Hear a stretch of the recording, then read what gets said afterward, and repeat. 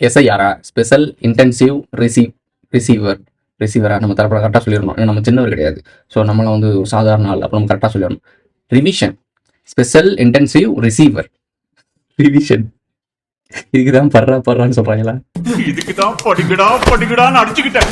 Special intensive revision 100 தூரம் மனப்பாடம் பண்ணணும். Special intensive revision, special intensive revision. கரெக்டாக சொல்லிட்டேன்னா ஓகேப்பா. ஏன்னா நம்ம வந்து இதை கரெக்டாக பேசி ஆகணும். நிறைய பேர் தப்பாக சொல்லிட்டு இருக்காங்க, அதை வச்சு அடிச்சுட்டு இருக்காங்க. எஸ்ஐஆர் இதை பற்றி நம்ம ஏன் பேசணும் அப்படின்னா, நம்மளுடைய பெரிய ஆளு அரசியல் புலனாய்வு குழுவோட தலைவர் இவர் பேசுறாப்புல. விஜய் வந்து பேசுறாரு, விஜய்க்கு எதிராக அவர் பேசுறாப்புல. இது வந்து எப்படிப்பட்ட விஷயம் தெரியுமா?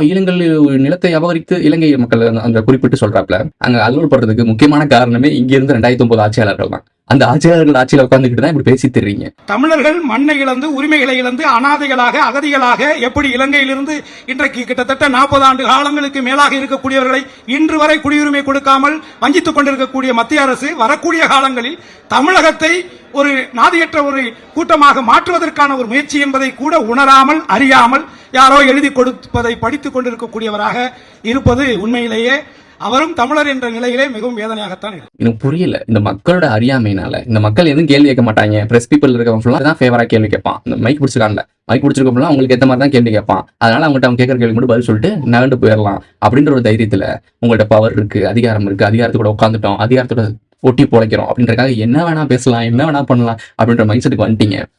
திரும்பியும் சொல்றேன், மக்கள் சக்தி அளப்பெரியது. அவன் முட்டாளாவும் அறியாமையாவும் பிரிவினையிலும் பாவப்பட்ட ஜென்மமாவும் இருக்க வரைக்கும் மட்டும்தான் நீங்க மேலே ஏறி சவாரி செய்ய முடியும். ஒரு நாள் இல்லைன்னா பாபிலோனியன் ஆட்சி இருக்கு, எகிப்தியன் ஆட்சி இருக்கு, நிறைய ஆட்சிகள் இருக்கு. எல்லாம் சாம்ராஜ்யம் சரிக்கப்பட்டது சாதாரண மக்கள் மூலியமா தான். ரீசெண்டா கூட நிறைய நாடுகள்ல வந்து ஜென்சி போராட்டம்னா ஒரு வார்த்தை சொல்றீங்கல்ல. ஸோ அந்த மாதிரி சாதாரண மக்கள் அப்ப ஒண்ணுமே தெரியாத தற்கொலைகள்னாலதான் அழிக்கப்பட்டிருக்கு. ஸோ அப்ப தெரிஞ்சுக்கங்க, தெரிஞ்சுக்கிட்டு பேசுங்க. எல்லாரும் கவனிச்சுக்கிட்டு தான் இருக்கான். அதாவது விஷயம் தெரிஞ்சவன், விவரம் தெரிஞ்சவன்லாம் நீங்க பேசுறதெல்லாம் கவனிச்சுக்கிட்டு தான் இருக்கான், பதிவு பண்ணிட்டு தான் இருக்கான். ஒரு நாள் ஒரு இன்சிடென்ட்ஸ் நடக்கும். அன்னைக்கான பதில்களுக்கு எல்லாரும் ஆன்சர் கொடுத்துதான் ஆகணும். அன்னைக்கு நீங்க எங்க போவீங்கன்னு யோசிச்சு பாருங்க. நாங்க அவ்வளவு சம்பாதிச்சிட்டோம், இவ்வளவு சம்பாதிச்சிட்டோம், துபாய் போயிருவோம், அமெரிக்கா போயிருவோம், எங்க வேணா போ, திருப்பி இந்த நிலத்துக்கு எட்டி கூட பார்த்த முடியாது.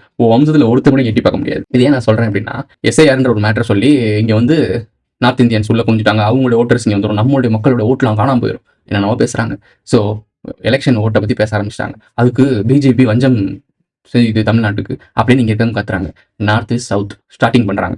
எல்லா இடத்துலையும் இந்த கீ பாயிண்ட் இன்ஜின் ஸ்டார்ட் பண்ணுவாங்க, ஸ்டார்ட் பண்ணுவாங்கல்ல, அந்த மாதிரி இன்ஜினை ஸ்டார்ட் பண்ணிட்டு இருக்காங்க.